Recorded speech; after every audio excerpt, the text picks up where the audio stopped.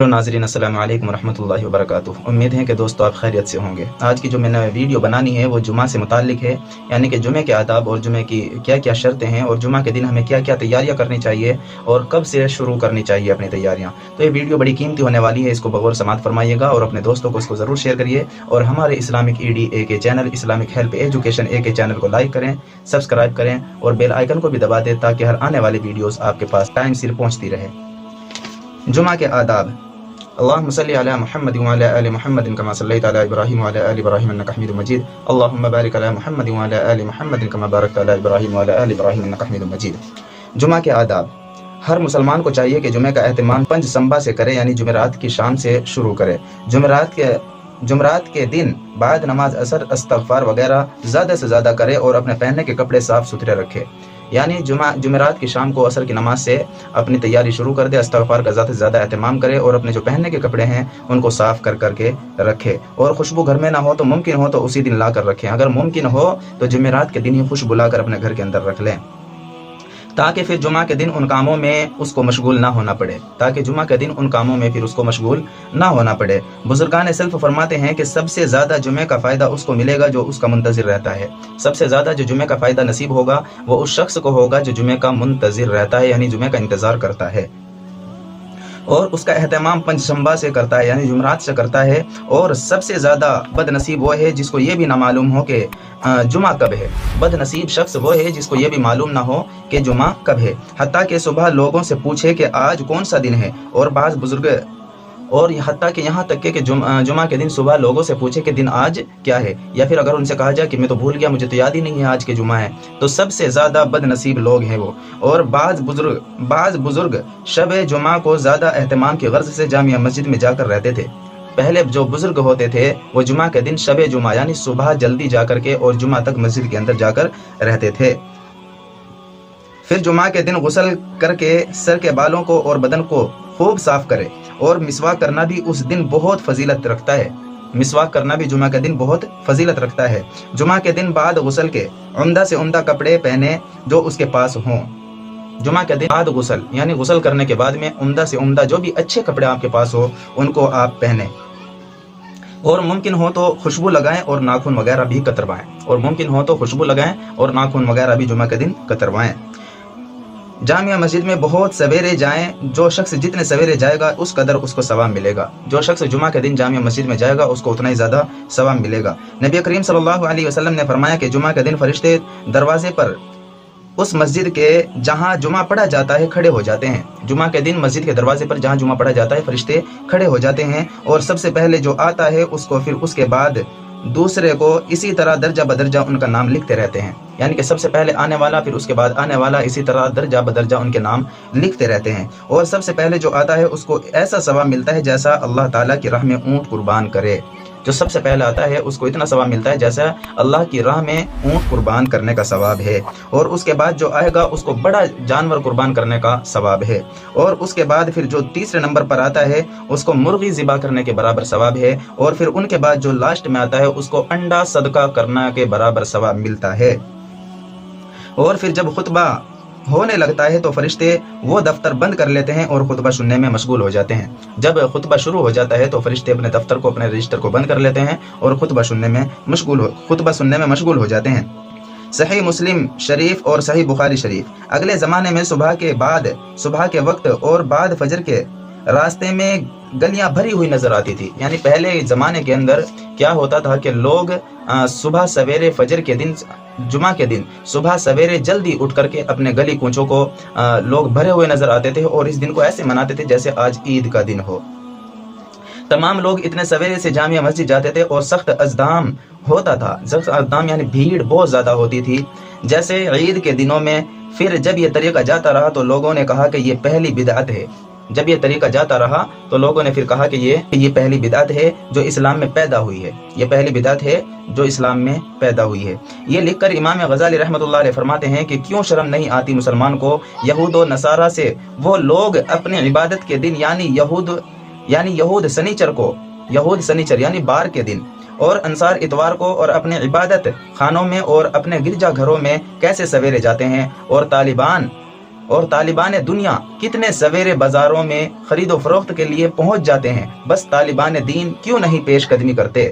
یعنی کہ اپنے کام کاج کرنے والے لوگ جو اپنا روزی کماتے ہیں وہ سب صبح سویرے جلدی اٹھ کر کے اپنے بازاروں کے اندر پہنچ جاتے ہیں، اور دوسرے مذاہب کے لوگوں کو دیکھو وہ صبح سویرے اپنے اپنا جو بھی ان کا وار ہوتا ہے، وہ جو دنیا کی طلب کرنے والے ہوتے ہیں، خرید و فروخت والے، وہ بازاروں کے اندر صبح سویرے پہنچ جاتے ہیں۔ بس طالبان دین جن کو دین کی طلب ہو وہی کیوں پیش قدمی نہیں کرتے، صبح جلدی پیش قدمی کیوں نہیں کرتے؟ در حقیقت مسلمانوں نے اس زمانے میں اس مبارک دن کی بالکل قدر گھٹا دی ہے۔ اس زمانے کے اندر مسلمانوں نے اس دن کی بالکل قدر گھٹا دی ہے۔ ان کو یہ بھی خبر نہیں ہوتی کہ آج کون سا دن ہے، ان کو یہ بھی خبر نہیں ہوتی کہ آج کون سا دن ہے اور اس کا کیا مرتبہ ہے۔ افسوس وہ دن جو کسی زمانے میں مسلمانوں کے نزدیک عید سے بھی زیادہ تھا، جس دن پر نبی کریم صلی اللہ علیہ وسلم کو فخر تھا۔ افسوس کہ وہ دن جو مسلمانوں کے لیے کسی زمانے میں بہت زیادہ معنی رکھتا تھا، کسی زمانے میں لوگ اس کی بڑی قدر کیا کرتے تھے، آج کے زمانے میں اس کی لوگوں نے قدر گھٹا دی ہے۔ اور جو دن اگلی امتوں کو نصیب نہ ہوا تھا، آج مسلمانوں کے ہاتھ سے اس کی ایسی ذلت اور ناقدری ہو رہی ہے کہ خدا تعالیٰ کی دی ہوئی نعمت کو اس طرح ضائع کرنا سخت ناشکری ہے۔ اور جو دن اگلی امتوں کو نصیب نہ ہوا تھا، آج مسلمانوں کے ہاتھ سے اس کی ایسی ذلت اور ناقدری ہو رہی ہے۔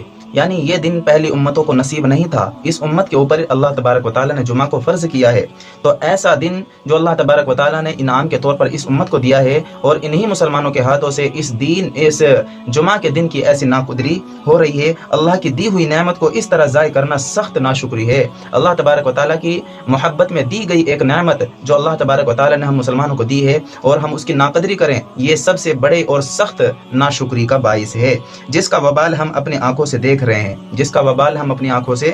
رہے ہیں۔ انا للہ و انا الیہ راجعون۔ جمعہ کی نماز کے لیے پیادہ جانے میں ہر قدم 1 سال روزہ رکھنے کا ثواب ملتا ہے۔ جمعہ کے دن جب ہم جمعہ کی نماز پڑھنے کے لیے جاتے ہیں تو ہمیں ہر قدم پر 1 سال کے برابر نفلی روزہ رکھنے کا ثواب ملتا ہے۔ ترمذی شریف، نبی کریم صلی اللہ علیہ وسلم جمعہ کے دن فجر کی نماز میں سورہ الف لام میم سجدہ اور هل اتاک علی الانسان پڑھتے تھے۔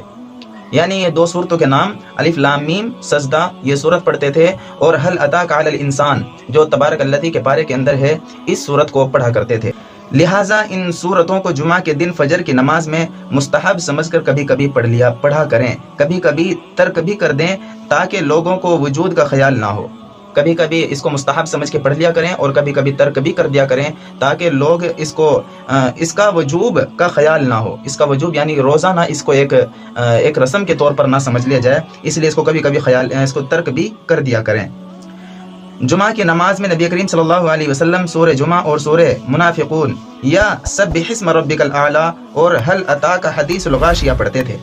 جمعہ کے دن خواہ نماز سے پہلے یا پیچھے سورہ کہف پڑھا کرتے تھے، جمعہ کی نماز سے قبل یا جمعہ کی نماز کے بعد سورہ کہف کا اہتمام فرمایا کرتے تھے۔ سورہ کہف پڑھنے میں بہت زیادہ ثواب ہے۔ نبی کریم صلی اللہ علیہ وسلم نے فرمایا، جمعہ کے دن جو کوئی سورہ کہف پڑھے اس کے لیے عرش کے نیچے سے آسمان کے برابر بلند ایک نور ظاہر ہوگا کہ قیامت کے اندھیرے میں اس کے کام آئے گا۔ زمین سے لے کر کے عرش تک اس کو ایک نور ظاہر ہوگا جو کل قیامت کے دن اس کے کام آئے گا، اندھیرے میں اس کے کام آئے گا۔ اور اس جمعہ سے پہلے جمعہ تک کے جتنے گناہ اس سے ہوئے تھے سب اللہ تبارک و تعالی معاف فرما دیتے ہیں۔ اس حدیث میں گناہ صغیرہ مراد ہے، اس لیے کہ کبیرہ بے توبہ کے معاف نہیں ہوتے۔ جو اس حدیث کا مطلب ہے کہ گناہ تمام معاف ہو جاتے ہیں پچھلے جمعہ تک کے، تو یہ صغیرہ گناہ سے مراد ہے، کیونکہ بڑے جو گناہ ہوتے ہیں وہ بنا توبہ کے معاف نہیں ہوتے۔ واللہ عالم وہ ارحم الراحمین ہے، ہو سکتا ہے وہ سارے گناہ بھی معاف کر دے، لیکن اگر اس حدیث سے معلوم ہوتا ہے تو وہ یہی ہے کہ وہ صغیرہ گناہ ہو سکتے ہیں اور بڑے جو گناہ ہوتے ہیں وہ بنا توبہ کے معاف نہیں ہوتے۔ جمعہ کے دن درود شریف پڑھنے میں بھی اور دنوں سے زیادہ ثواب ملتا ہے۔ جمعہ کے دن درود شریف کا جو اہتمام کرتا ہے اس کو اور دنوں سے زیادہ ثواب ملتا ہے درود شریف پڑھنے کا۔ اور جمعہ کے دن ایک درود شریف ہے، اللہم صلی علی محمد النبی الامی وعلی آلہ وسلم تسلیما، اللہم صلی علی محمد النبی الامی وعلی آلہ وسلم تسلیما۔ جمعہ کے دن عصر کی نماز پڑھ کے اپنی جگہ پر بیٹھا 80 مرتبہ اس درود شریف کو پڑھیں تو اللہ تبارک و تعالی 80 سال کی عبادت کا ثواب عطا فرماتے ہیں اور 80 سال کے گناہ معاف فرما دیتے ہیں۔ اس لیے احادیث میں وارد ہوا ہے کہ جمعہ کے دن درود شریف کی दुरूद शरीफ की कसरत करो, जुमा के दिन दुरूद शरीफ की कसरत करो। दुआ है कि अल्लाह तबारक व तआला हमें जुमा से पहले यानी आज से ही अल्लाह तबारक व तआला हमें कल जुमा की तैयारी करने की तौफीक अता फरमाए, और अल्लाह की ये जो खास नेमत अल्लाह तबारक व तआला ने हमें दी है, अल्लाह इसकी कदरदानी हम सबको नसीब फरमाए। चलिए नाज़रीन, आपको अगर वीडियो अच्छी लगी है तो आप हमारे चैनल को सब्सक्राइब करना बिल्कुल ना भूलें, और इसको अपने दोस्तों को शेयर करें ताकि वो इन फजीलतों से और इन आदाब से बज़ाहिर वो जान सकें और वो इन पर अमल करें। जितना वो ज़्यादा अमल करेंगे उतना ही इंशाअल्लाह हमें भी सवाब मिलेगा, और आपके नामा अमाल में भी सदका जारिया के हिसाब से उसका सवाब लिखा जाता रहेगा। तो सदका जारिया समझ के इसको अपने दोस्तों को शेयर ज़रूर करें और हमारे चैनल को सब्सक्राइब ज़रूर करें। जज़ाकल्लाहु खैरुल जज़ा। अस्सलामु अलैकुम व रहमतुल्लाहि व बरकातुहू।